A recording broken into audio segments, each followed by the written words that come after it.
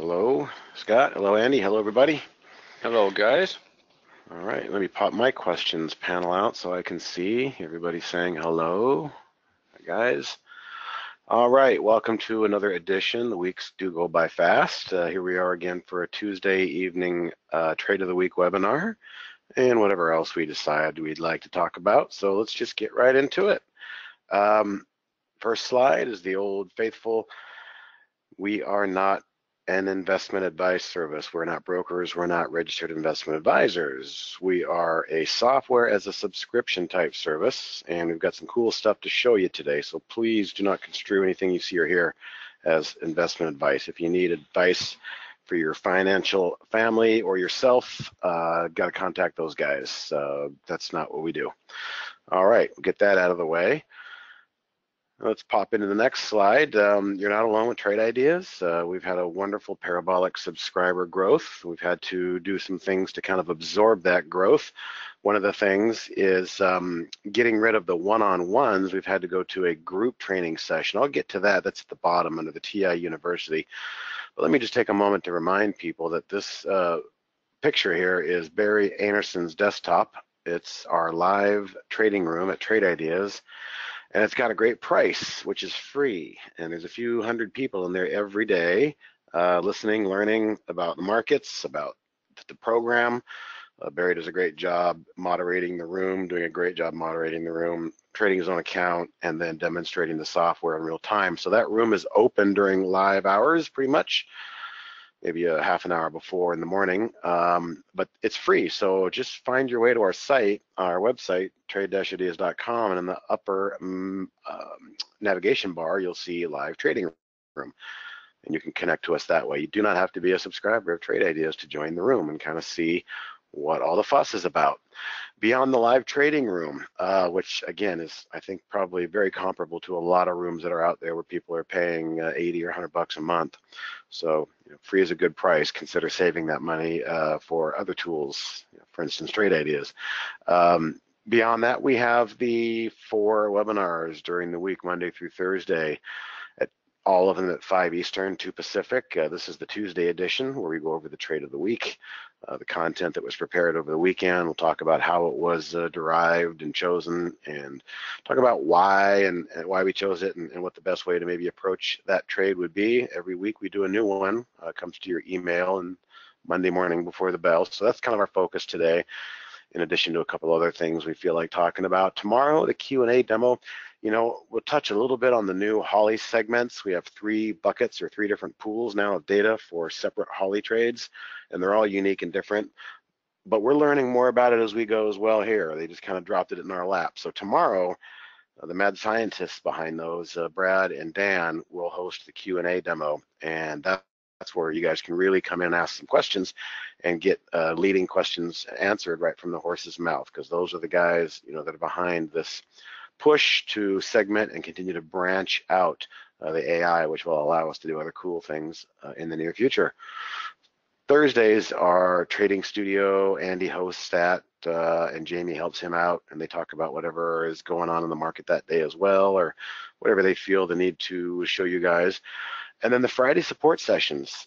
We don't have any major webinars on Fridays, but we have an open mic night, so to speak, where you guys can come in from 11 to 2 p.m., 11 a.m. to 2 p.m., and you guys run the show. You tell us what you want to talk about. As long as there's requests for ideas or a need to answer questions or demonstrate our tools to you guys, that's the 3-hour window that we carve out each week, the Friday support session. So again, you don't need to be a subscriber. Come one, come all, kick the tires, ask some questions, and we're in there live giving you guys immediate feedback and demonstrations. Now, the TI University, as I mentioned earlier, we're no longer able to do one-on-ones. We have just too many people in the pipeline, so we've gone to a better group education.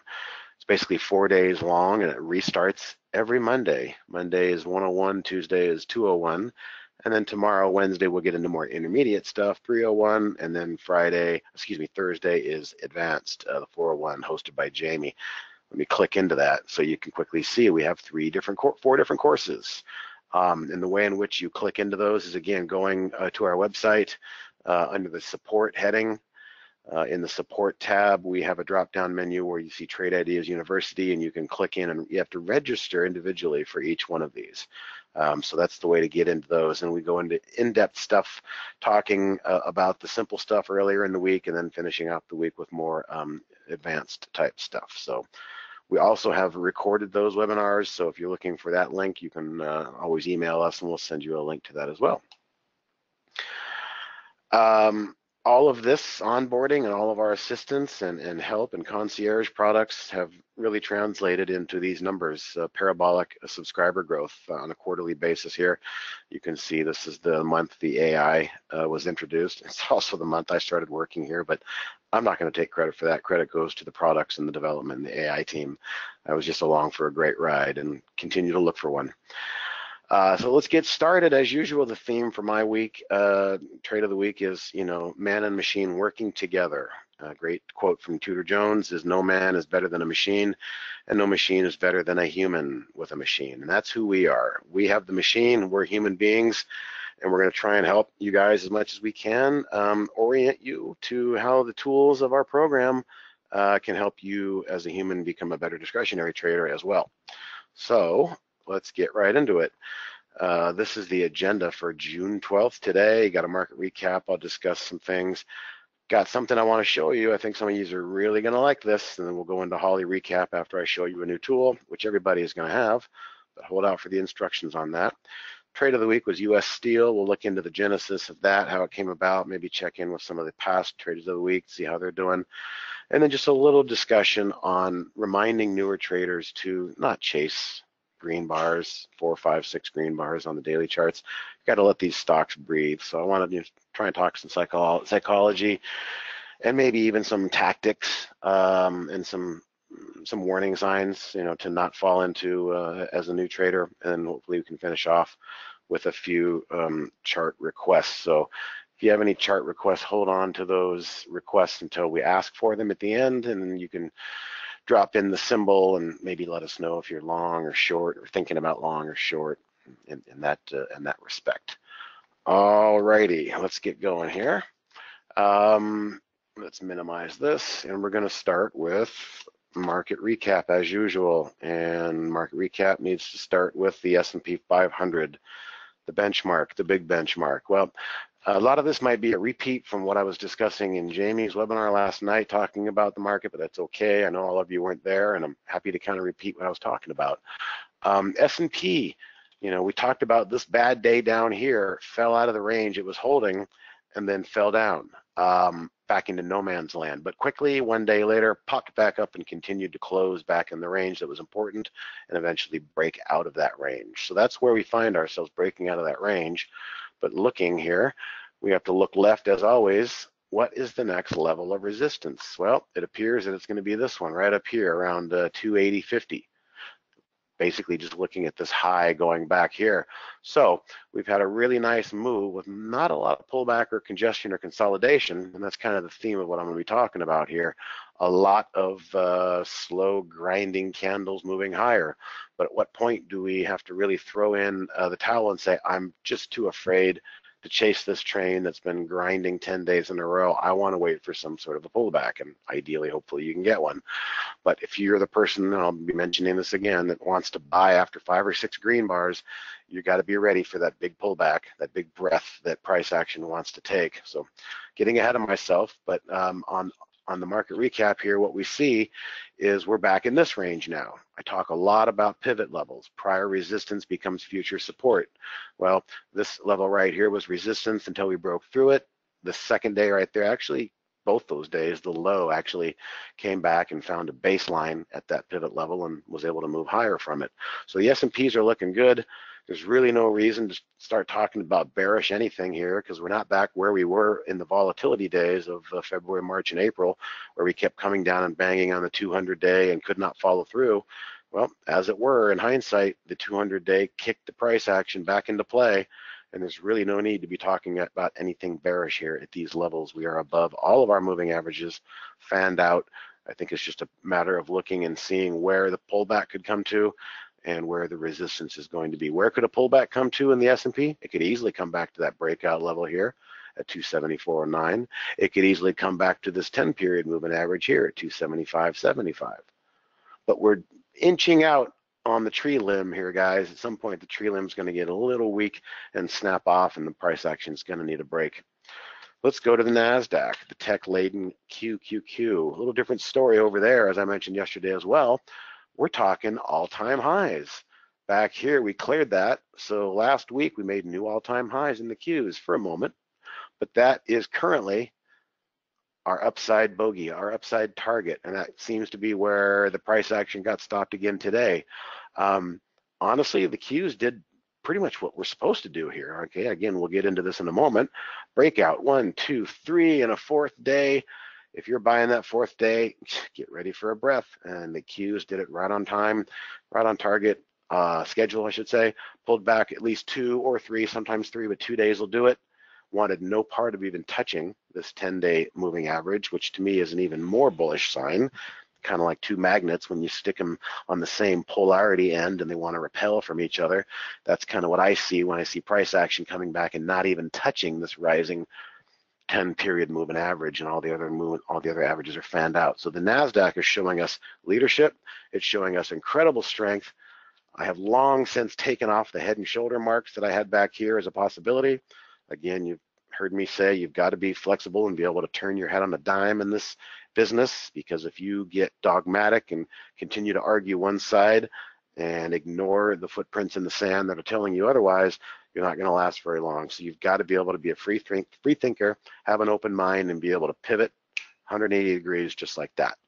So again, over here in the NASDAQ, there's no reason to talk about being bearish or anything. It's just a matter of when is this assault going to take through, and will it hold, and will it close if it gets above there tomorrow or the next day? We'll see. But anatomy, again, we're going to come back to this in the later segments, but 4 red candles here. If you're the one that bought this red candle, you should fully expect a couple days of pullback. And that's where the NASDAQ is. Let's stay in the theme of strength and go to the Russell 2000. Russell 2000 cannot be stopped. I mean, I've been pointing it out for 2 weeks now. The small cap has been trying to show leadership, and they are certainly showing leadership and continuing to show it. We basically printed an all-time high today in the Russell 2000 and closed just off highs. But again, you know, really stretching out here, maybe another day or two, we're really stretching it out on the branch and getting a bit heavy where we could see a break and a pullback for 2 or 3 days. So, you know, it's this type of pattern right here. It's been a nice grind higher, but jumping in and buying the grind higher, is that the order of the day? I don't know. We'll look at some examples a little bit later, but the IWM Russell 2000 is leading the way higher after doing everything the other indexes do, banging on the 200-day and then building a higher base camp and moving higher. Lastly is kind of the lowly Dow. It's just not even doing as well as the S&P, but there's the markup as to where the next level, actually it's going to be more like this, the next level of resistance is going to be. And also you can see the Dow seems to be maybe getting a little tired after 5 or 6 green candles in a row. And again, guys, there's 2 ways in which price can consolidate. Price can consolidate and pull back an actual price itself and go backwards, or it can grind sideways and consolidate over time. That, the latter of the two, is much more bullish in terms of the 2 ways in which price consolidates. A sideways moving action under a critical resistance level has my attention all the time. So that could be what I'm saying here. The Dow very well just could grind sideways for a few days and accomplish the out breath that it needs before it can look to move higher. So anatomy of price action, we'll talk a little bit more about that again later today, but the Dow is kind of lagging, bringing up the rear here.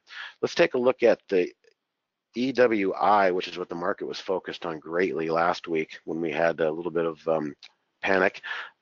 Italy shares were, credit default swaps were blowing up in terms of pricing them correctly to attract enough investors for such a risky investment that Italy is slowly becoming. But when we look at this EWI tracking ETF, we can see that we have bounced since then, and we've bounced out of the weekend. This is yesterday, a nice gap up from the weekend, and kind of a little give back today. So we're out of the danger zone in terms of maybe some European contagion coming our way. You know, just always trying to look out for what the next issue could actually be. And I think that's all I wanted to look at in terms of ETFs. If you want to add anything, Andy, if I missed it, let me know. No, man, you covered it really good. Looks like, yeah, it's a small cap and of NASDAQ. course, the Qs now, the NASDAQ, which probably, if you look at the 5 major NASDAQ stocks, they're going to be all pretty much, the chart will be looking very similar to that. Mm-hmm. Yeah. The Dow, I mean, you got a couple of big financials in there. Remember, there's only 30 stocks, and the financials just still not doing anything. You look at JP Morgan and Goldman Sachs, they just look, not really. Look at Goldman Sachs. It seems like it's going to roll over. Yeah. Yeah, just Lower nothing going high, on. lower high, lower high. Yeah, not healthy. So in the old Trader's Almanac, they'd like to see financials lead the way higher, but that's in a perfect world. So for now, technology is leading us higher along with Can't argue with that chart, that's for sure. small cap. No, you can't argue with No. charts. You can argue with Not CNBC IWM and Qs. and all the people they parade on there and the things they say. You can argue with them, and rightly so, because half of them are probably being truthful. But I don't like to argue with the footprints in the sand. That's what the herd is doing. Herd is a great term. We're going to come back to that term, the herd, a little bit later as we get to that point. Okay, so that's it for market recap, guys. I don't see any reason to get concerned, to get bearish. I see leadership in small cap. I see leadership in tech. And keep an eye on those European countries. If they start to get crazy again, there may be some bleed over into us, but we shall see. All right, let me take a look at my cheat sheet here. Remember, okay, I think you guys are going to like this. So before we get into the AI Holly, a lot of you have probably heard or seen, we now have 3 different segments. We can go down here and right click in the main AI window. Holy Grail's the one we've had since day one, but we just added a new pool, a new bucket with similar strategies, some different, some the same. Even though they have the same name, they may be not completely, but very different in terms of the market filters and, most importantly, the risk parameters. So there's Holly 2.0 clicking through and now coming into view here, there. And then the third basket of Holly, which we call Holly Neo. Trust me, guys, we recognize that the right click and clicking into what I'm doing now is not the highest and best use of user interface. So I want to call all of your all's attention over here. Look at what we have now on the channel bar. We now have a little thumbnail snippet of AI1, -12 was the closing aggregate P&L on that one. AI Holly 2.0 went out at positive 2.19 in the green, and AI Holly Neo went out at 1.54. Here's the good news, guys. You don't have to wait for a new version to get this. All you have to do is close your existing channel bar like I just did, go to new and grab the channel bar. The channel bar is completely separate from everything else. Everybody should now have this feature to where you can use the channel bar for a quick thumbnail glance as to which one of the 3 Hollies is doing better. So somebody please let me know if that doesn't work. I was told it would work. Again, just close out the channel bar, go back to new and open up a new one. Did that work for you over there, Andy? It worked for me. Okay, good. It's working, yep. says John. Says it's working. And it works, says Bill. Yeah. Very good. All right, so now a little easier way to kind of keep track of which pool of Holly trades are actually seeing the forest through the trees and getting it done. So with that said, I'm going to turn it over to Andy, and however you want to talk about, just let me know if there's anything that we need to talk about here in the AI land today. Yeah, I don't think you need to pass the screen to me. You do have, can you put it up on all trades instead of just of course. There we go. Yeah. Well, and also before we do anything, put the spiders up there on the 15-minute chart. And guys, and it's like you've heard us say over and over and over, when you get this kind of action, whipsaw action, no follow through in any direction, it's going to be a tough day for humans and artificial intelligence because there is no follow through.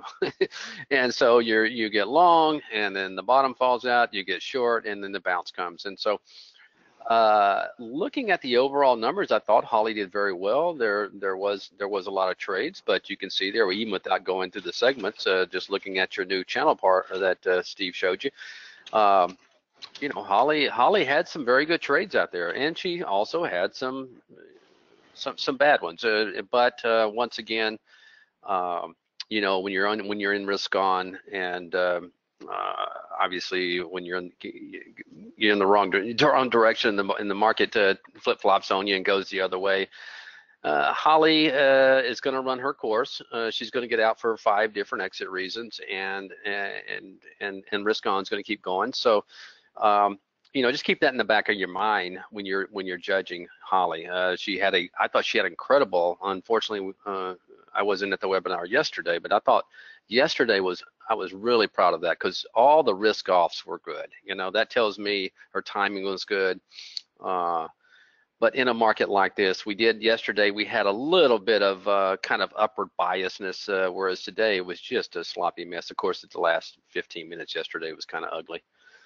But Steve, for me to go and pick through the trades, I mean, honestly, there's going to be, if every good one I pick, there's going to be a bad one. But what you want to see is the risk on column. You'll see high numbers up there like the one he's showing you right now. It's up 120 and 108. And then if you scroll down to the bottom, it's not going to be as bad, but there's still going to be some losing trades. So I'm not going to go through and like cherry pick the best one and try to tell you why you should have taken this and not got out when Holly did, because it's a tough day. And when your market is up at highs 1 hour into the trading day and then collapses down to lows, I'm not going to sit there and tell you that you should have held this stock, and all that. No. This is kind of interesting. Look at that, how the AI picked that entry at $4.60, and yet for the Look at remainder that. of Wow. the day, that was the sweet spot. Interesting. Mm-hmm. My 2 cents was that I've noticed something, and maybe you guys have noticed the same thing. All 3 Holly buckets seem to be getting off to kind of a slow start and finding themselves. And then by the end of the day, the risk on really seems to start to marinate and come into full bloom. What I noticed today was, for the most part, the directional bias. The AI was trying a lot of longs.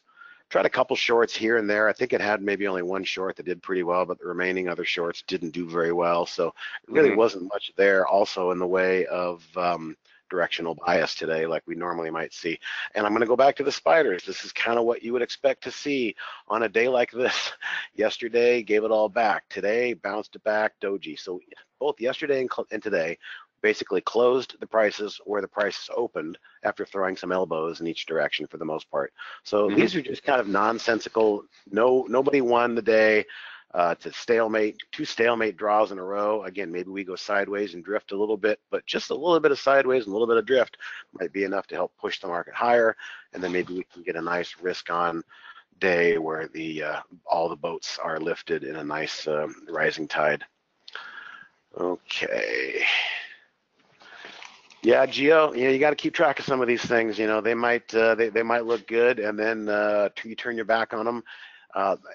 Who does a great job? Jamie is explaining how to come in and use the price alerts to try and make sure if it doesn't quite work the way you wanted it to, it doesn't get away from you if it does actually try to sneak higher.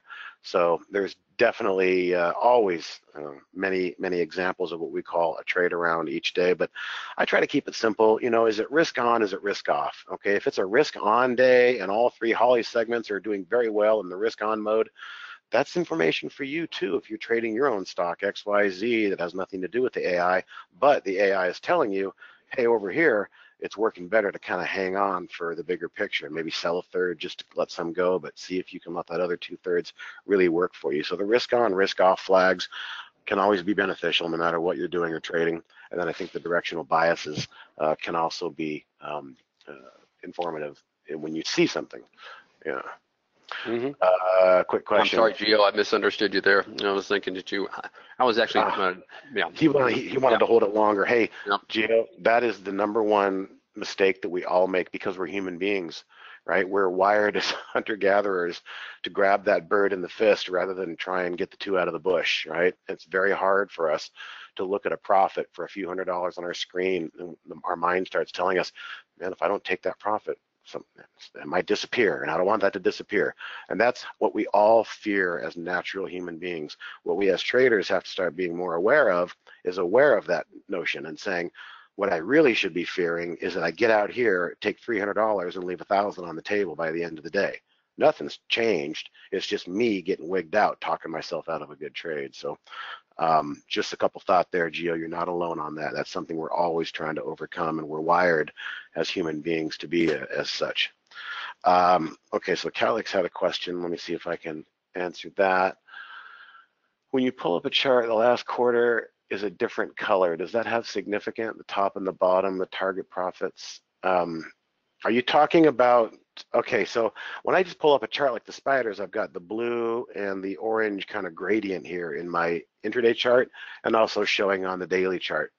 Okay, these are smart logic charts, basically showing you if, let's just grab a, something, let's do something like Microsoft, which we'll come back to. So if somebody came in here and bought Microsoft towards the end of the day at 101.29, the gradient to the downside says if you're going to be a quick hit scalper, day trader, and keep it really tight, there's a technical reason at this end of the color gradient here where that should be your stop. And then we can't see it above, but on the daily chart up here, just above that 3-day high going back, that is our profit target.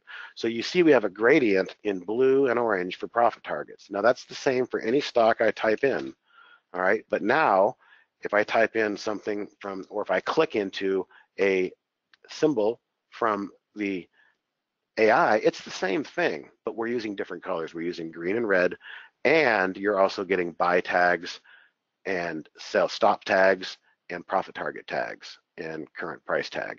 So same concept. The AI is going to give you a bit more information with the buy tags and the suggested stops, and the just typing it in for the sake of typing it in, type in, ETFC, E-Trade. Well, it's telling us, look at this. It's saying, buy it right here at this price. Your downside is the gradient and the upside is there.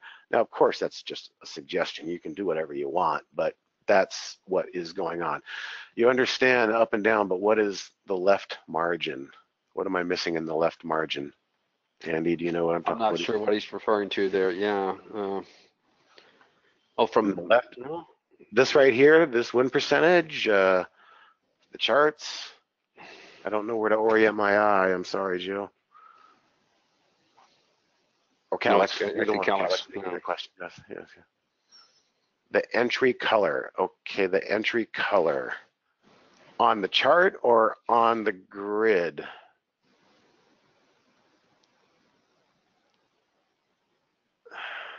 At 8 o'clock, I don't see anything color-wise on the left side of my chart. Color changes. Today.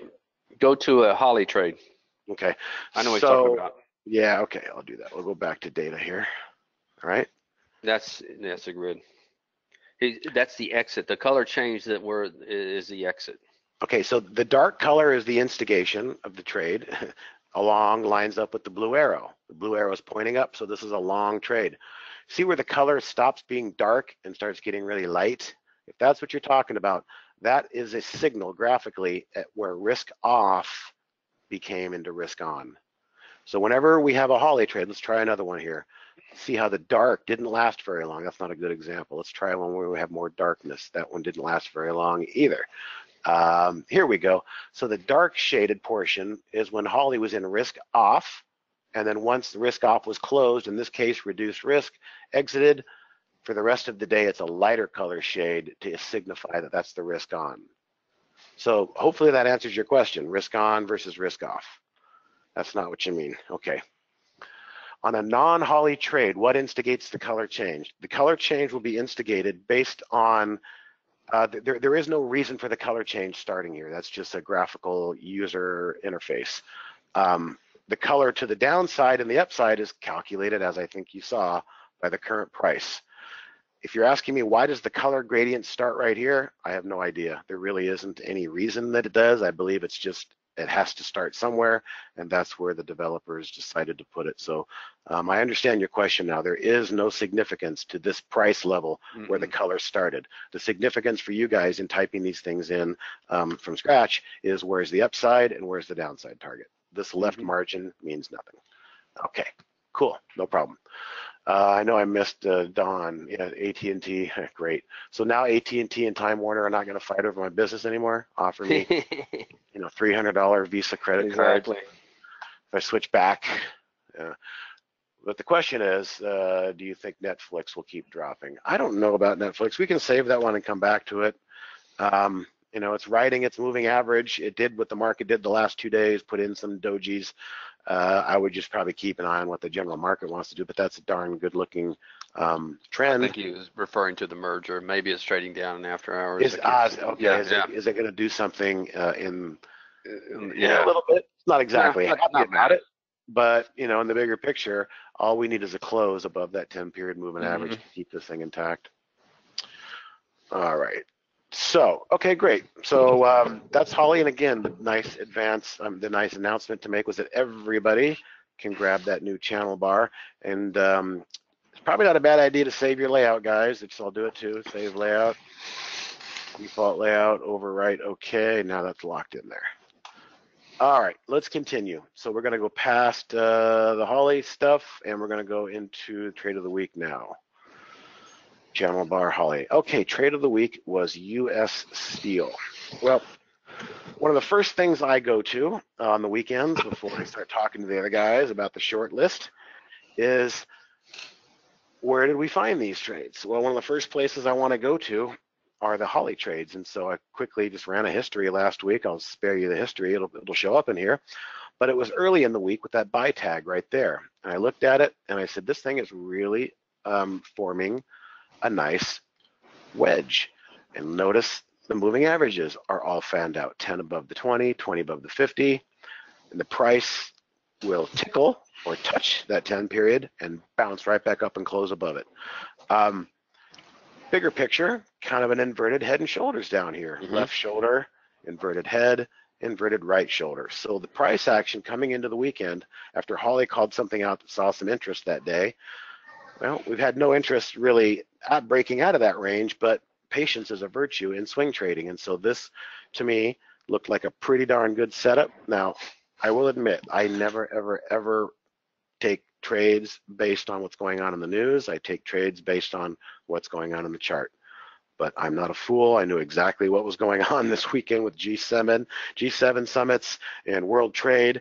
And I figured if anything good that came out of there actually triggered this setup, well, then the price trigger speaks for itself. Maybe there's a catalyst behind it of a reason that the price for U.S. steel manufactured in this company is going to be a little bit higher a week or a few days from now. Everything that this chart is showing us is still very much intact. And again, I did have in the back of my mind, there could be a catalyst there, but the fundamental catalyst never comes first. The technical footprints and the sand come first. Everything else is just gravy or icing on the cake. And in this case, possible catalyst of trade. G7 trade summit could have pushed that higher. Regardless, the trade triggered today. Actually triggered yesterday on the open because it needed to take out this third candle back here. This was the Thursday high. This was green candle was the Friday low. So we had a lower high, lower high, lower high into Friday. Typically on these wedge patterns, when you've got that, once you take out a high that's not the most recent high, one of the prior highs back a few days or two, that's the level of trigger. And so that's why the green level is right there. We triggered yesterday, didn't go anywhere, went through again today, got in the money, pulled back a little bit, but everything's still pretty much intact here. The downside stop we're going to use again, the Trade Ideas technology, which is the bottom of this wick down here. And I think that's a pretty good amount to allow for slippage and elbows in between then. But if we can get a nice close above where we went at the highs today and the highs last Wednesday, we could see some nice prices moving higher. And again, the upside is right there about 44.50, which is right smack in the middle of this congestion. So if we can break through here, I see a lot of movement until we get back to this congestion level. That was the idea. It came from Holly, the Holly swing ideas. A lot of times we will look at the Holly trades and see if anything is setting up looking decent, and I wanted to use this as an example to show you why we like this. It's kind of I used to call it a bird resting in the hand or a palm, and hopefully that bird wants to fly with very, very light stance. Let's check in on last week's Shake Shack, the big short squeeze. Okay, so this was a big short squeeze, and here again, this is a preamble to what I'm going to be talking about soon, guys. Here, 1, 2, 3, 4 doji, and then 5 days, and then price action needs to take a breath, and it sure did take a breath yesterday, but closed off lows. It's moved since again higher today. Please notice also that both of these did not close below my favorite 10-period moving average. Tested it, but closed above. Today, tested it, but closed above. That's all I ever really care about is a close above. I'll take wicks piercing through this rising moving average any day of the week, but please do not close below it, because that to me will start to signify the loss of momentum. So again, we're going to come into it, and again, I'm going to show you some more examples, but please, guys, don't be the guy that buys after 1, 2, 3 candles, because you're just asking for the pullback. All right, that's why we're looking at stuff that might be ready to go, not stuff that's already had 4 or 5 days. And again, I mentioned the herd complex. I mentioned the herd a little earlier. We're wired to want to run with the herd. When the herd takes off running, our instinct is to run with it. And so one of the earliest mistakes a lot of new traders can make is coming here and go, okay, all right, 3, 4 green candles. Okay, I feel safe now. And then that's just about the time when you really don't want to be feeling safe. So we'll get more into that as we go forward. So Shake Shack still intact, doing well. I think higher prices are still to come. If the market wants to cooperate, then great. Microsoft, I have something to talk about here. Well, look again on the old 10-period moving average. This thing That's just beautiful.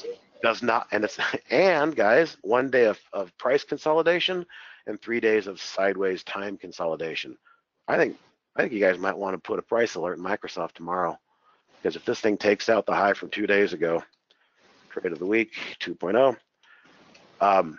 we could see higher prices again. This is a beautiful reset. Again, guys, if you're the one waiting for the herd to tell you it's safe 1, 2, 3 days in a doji, okay, now I feel safe, I'm going to buy. Well, I don't know how to put it other than the fact that you deserve that right there. You really do.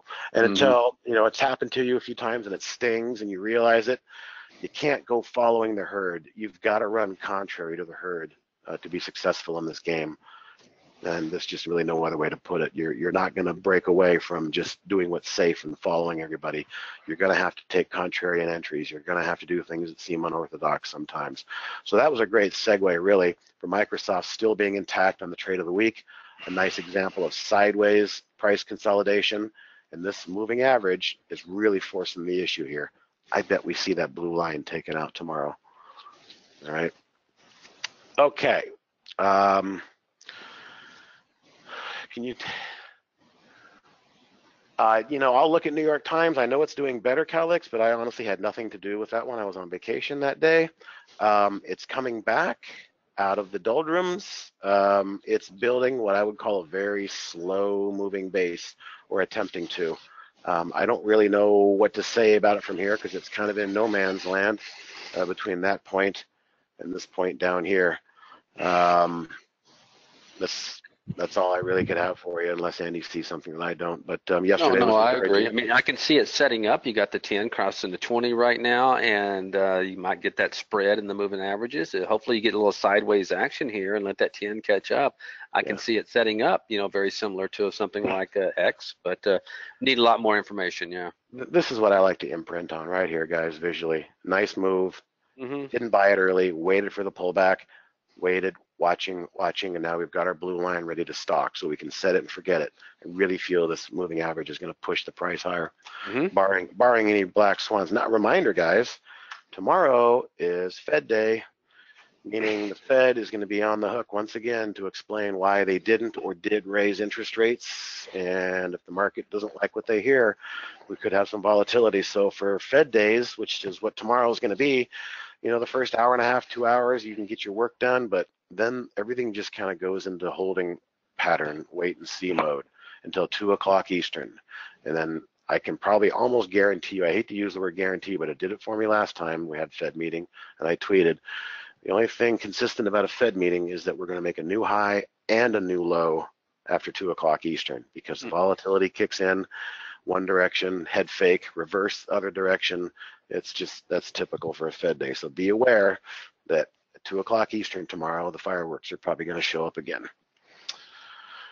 All right, so that's it for the trade of the weeks. They're all still pretty much intact, the last 3 that I've been involved in. Hopefully we can move higher. Let's just check in and see what the general market's doing here after market. Anything interesting? Nothing? Just kind of hanging in there. All right, so what I did, guys, is I wanted to make examples again of, I'm just really kind of just hit it hard, beat a dead horse here. Do not be the person, the guy, the girl, the trader, the human that wants to buy stocks after you feel safe of 3 or 4 green candles on the daily chart. You're just asking for a pullback. So I went ahead and I created a top list, not for a scan for charts that will make sense, but more in a sense to build a scan to show you guys some examples to just kind of help continue to imprint on that. So what I did is I created a top list that said I want, let's just take a look at it. And some of the names I'm going to show you I got from this top list. 3-day rest, I called it. So I created a top list that essentially had stocks that were strong in the last 20 days, but had at least 3 days of consecutive down days, and hugging, if not very close to, at least, but not below, the 50-day moving average. So from that list, it's not a scan that's designed to be used, to find great items. It's more of a list that I took to find a few examples to show you. So I'm going to close that, and I just wrote them down. These are all off that list I just created to show me things of interest. In this case, the interest is stocks that are strong on a 20-day period, but actually had 3 down candles coming into today. Well, let's disregard today's candle because that was a nice bounce, but looky here. All right, BlackBerry. 1, 2, 3 days. I've seen 4, I've seen 5, but trust me, guys, something about 3 solid green candles, that's when I start to get nervous. That's when Andy and I used to start taking partial profits when we ran that mirrored trading account with Ditto Trade, because this market, it's going up, but it's doing so 3 steps forward, 2 steps back. So here's a great example of if you were the guy that bought that close on the 3rd day, you had to sit through this. So here's a great example also of my 10-period moving average, holding the price and pushing it and kicking it back into play. So why not be the person that sees these and says, God, this is a good looking daily chart, but I'm not buying it here. Why don't I put in an alert for maybe the breakout of the pivot that it had? And if it ever does trade back to that level, then I can set a price alert and let me know how many, or let me know that the stock has in fact pulled back that I once liked. Sure, I'll be happy to do that. Don's saying look at HD. Okay, like I said, things can go for a while. They can remain in motion longer than you can remain solvent as a short seller. 1, 2, 3, I said maybe 4 or 5. We're up at 6, 7 days now. All right, I wouldn't trust this. We're getting close to some resistance up here. What I would do is I'd be looking here and saying, gosh, back here we had some resistance. And if I were to time it right, chances are this rising 10-period moving average might be the place in which a pullback, I don't know when it happens, tomorrow or the next day, but eventually we're going to have a breath that Home Depot is going to want to take. And this is why I like to start looking for areas that might be of interest. Resistance back here on these candles and a little bit of a head start in front of that 10 period. You can set a price alert right there and watch it. But do you want to be the guy that's playing musical chairs here and buys the 7th green candle and then the music stops? Probably not. I firmly recommend against that. Something like Microsoft is a lot more interesting to me. Sideways consolidation, getting ready to pop again. This is musical chairs. I really don't want any part of trying to take an entry in this. Good example of how far it can actually go, Don, before they pull the rug out. A couple others that I found on that scan that I created just for the sake of looking. Here's another 1, 2, 3, 4, 5, 6, 7, but still pulled back a little bit sideways. And what do you know? There's our 10-period moving average catching up as the price was consolidating sideways and then pushing it higher. Another nice setup. So rather than be the guy that buys up here, the person trader that buys up here, maybe start setting price alerts and looking for that 10-period moving average as a possible net to catch it in. RPD. Again, 1, 2, 3, 4, 5, red candle, ignore, and then boom, big sell-off, sideways action for 2 days, and then looky here, 10 period pushed it back higher once again. So a much better, safer entry, waiting for the pullback than grabbing and hoping for continued momentum on the 9th candle in a row. Did I not spell this one correctly? That's really interesting.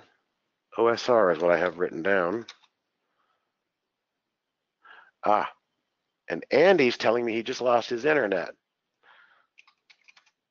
And looks like I still have my internet. Let me go back to that cloud link because I'm real curious what actual stock that was.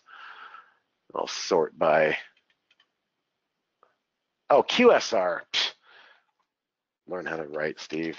QSR, here's our other example.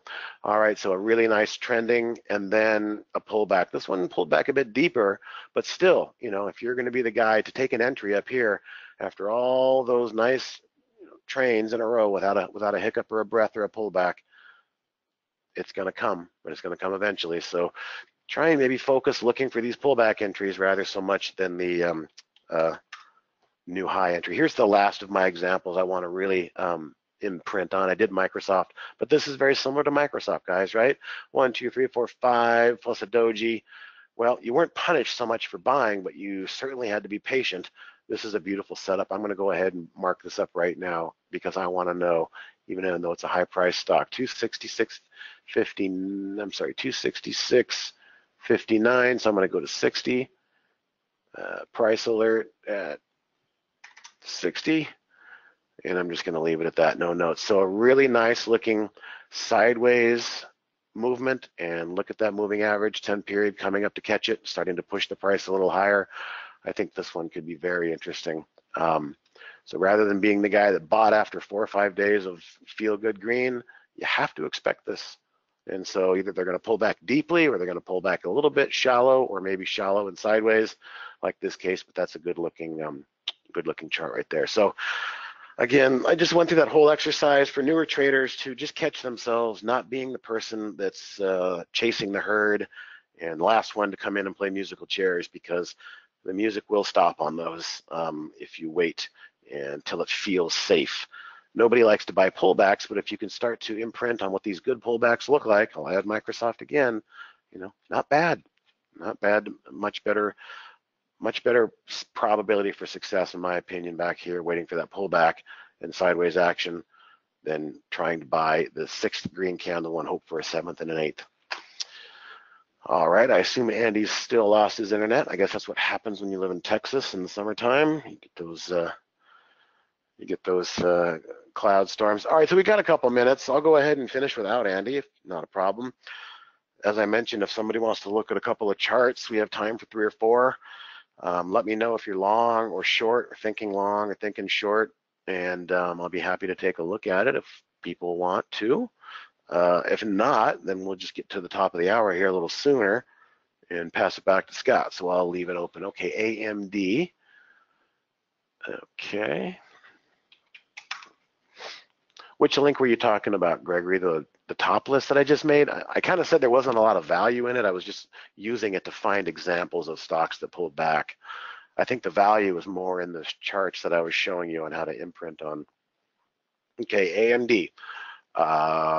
Great example of 1, 2, 3, 4, 5, 6 green candles, and then 2 days of hard sell-off. And look where it bounced, right off that 10-period moving average. Looking good. Today we had a day of rest for the third 3-day rest. I'll be happy to give that to you. I mean, if you ask for it, I'm happy to give it to you. So I'm going to do 3-day rest, share, copy all, and I'm just going to drop that into the chat window, because if I don't do it now, I might forget. 3-day rest is now cloud linked in the chat window for those that want it.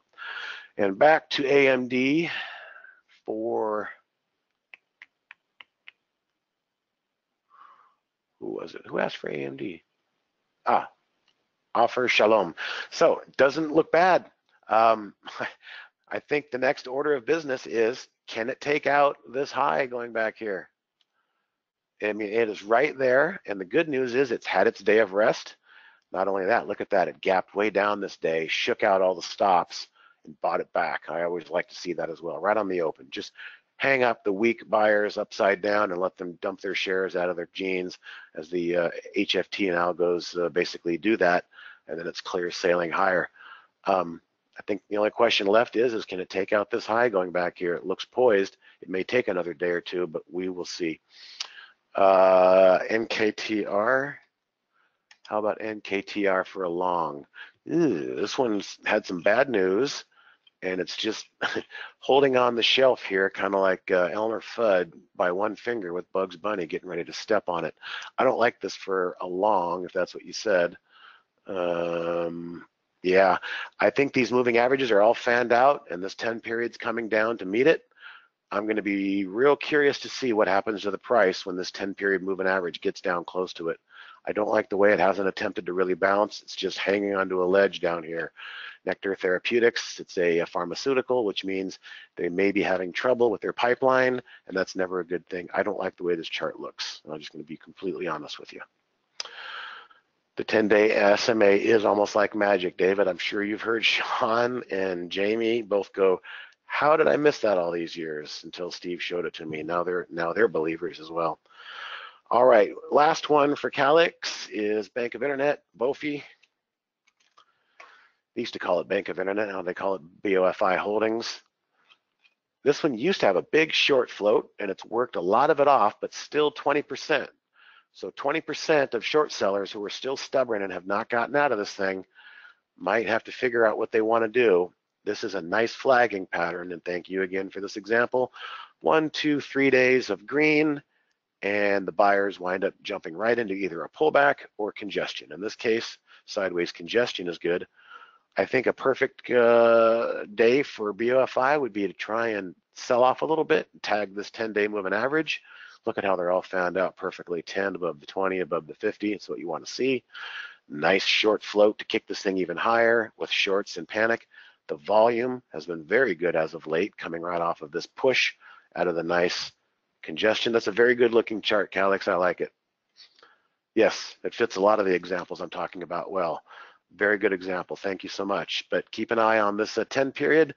Watch it closely. If it tags it and then starts to find buyers midday, well, it could be working on a wick on that daily chart. That could be a place to buy half or a third as a starter position just to see if you can get something going. But it seems to be trying to do what they call flagging. Nice push higher. Now it's flagging here. I anticipate this rising 10 period moving average is going to force the issue higher. All right, so it looks like Andy's not going to be able to join us due to the inclement weather in Texas. So I'll go ahead and say hi to Scott, and thank you all for your feedback. Yes, maybe the Fed will help, Calix. You never know after tomorrow, 2 p.m. Let's bring up my stack and let Scott talk a little bit more about what we got. Yeah, that sounds good. We do have a podcast that comes out weekly, usually. So just search for Trade Ideas Podcast in whatever app you use to listen to the podcasts of your choice in, and make sure you're subscribed to us and you get the like the previous newest episodes. We've been talking a lot about the new Holly iterations with Holly Neo and Holly 2.0, along with some of the creators like Dave Mabe and Brad Williams that have been on. So check some of those out. We got a new one coming out this Friday. Uncertain who the guest is. It's probably going to be Dan and Jamie, but who knows? It could be someone special. So make sure you subscribe to that. We've also got a timely ebook out. Just go to trade-ideas.com/ebook. Some of the chapters were contributed by Steve and Andy and some of our other educators. It's how to survive in a post-BTFD market. So we're currently kind of in that kind of a market, and they've got 5 strategies in there that you can use to help you out, continue to keep in the black, keep catching alpha. So get that book. It's free, and it's from us, and we do it because we like y'all. Go to tradeIdeas.com/price and subscribe. Use the code summertime to save 15% off your first month or year of Trade Ideas. Those of you that are already subscribers and want to use that to upgrade can do so. Just log in from our homepage in the upper right, and then go to the Change My Subscription section and use that tab and use that code when you're doing the upgrade. You can save the same amount off your first installment of the upgrade. Thanks everyone. We'll have a recording up later on tonight or tomorrow morning. Make sure you're following Steve on Twitter at Today Trader. We've also got at Trade Ideas and at QuantBot and at Trade Ideas 1 and a bunch of other handles. Find us on Facebook, facebook.com/Trade Ideas Pro. So that way you can share everything we post with your friends. Helps us out. Makes you feel good. We'll have a recording up later on tonight or tomorrow morning. You'll get an email reminder about how to find it. Thanks, everyone. Have a good evening. Thanks, Steve. Thanks, Andy. All right. See you guys next time. Yeah.